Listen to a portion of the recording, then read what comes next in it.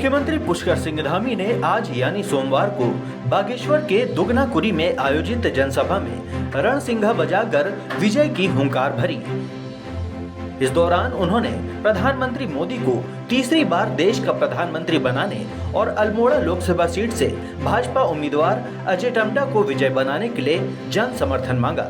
मां सुनंदा की पावन भूमि, जहां एक छोर से हरिनाथ जी, दूसरे छोर से धौलीनाथ जी और तीसरे छोर से फणीनाथ जी देवता की इस भूमि को आशीर्वाद है, उनकी छत्र छाया है। ऐसे ही सांस्कृतिक रूप से अपनी विशेष पहचान रखने वाली ये रंगीली नाकुरी के जनरल बीसी जोशी मैदान में आप सबका अपनी ओर से स्वागत करता हूं, सबका अभिनंदन करता हूं। अपने संबोधन में सीएम पुष्कर सिंह धामी ने कहा कि प्रधानमंत्री नरेंद्र मोदी के नेतृत्व में उत्तराखंड में अभूतपूर्व कार्य हुए हैं। देश तेजी से आगे बढ़ रहा है। पीएम मोदी के हाथों को मजबूत करने के लिए इस बार उत्तराखंड से उन्हें एक तरफा समर्थन देना है। उन्होंने कहा कि लोकसभा चुनाव में मोदी के अब की बार 400 पार के नारे को पूरा करने में देवभूमि का एक एक व्यक्ति अपना योगदान देगा। कि मोदी जी के नेतृत्व में देश तेजी से आगे बढ़ रहा है और मोदी जी के हाथों को मजबूत करने के लिए इस बार हमको एक तरफा समर्थन यहां से देना है, क्योंकि मैं बताना चाहता हूं, जब से मोदी जी देश के प्रधानमंत्री बने हैं, मोदी जी ने हमारे उत्तराखंड के लिए कोई कसर नहीं छोड़ी, कोई योजनाओं को देने में देर नहीं की। जो भी योजनाएं हमने उनसे कहा और उनकी जो त्वरित रूप से काम करने की एक प्रक्रिया है, उस प्रक्रिया के तहत 2 लाख करोड़ से ज्यादा की योजनाएं हमारे पूरे उत्तराखंड के लिए स्वीकृत हुई है। भाई बहन, 2 लाख करोड़ से भूतों ने भविष्य की।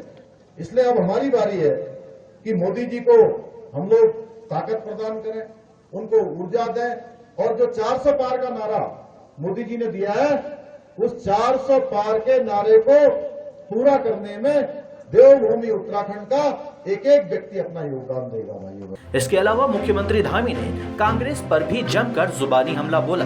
उन्होंने कांग्रेस की नाकामियों को उजागर करते हुए कहा कि कांग्रेस ने इस देश में 60 सालों तक हुकूमत की और इन 60 सालों में कांग्रेस ने सेना के पराक्रम पर प्रश्न चिन्ह खड़ा करने के साथ ही सैनिकों को अपमानित करने का बेहद तुच्छ काम किया है।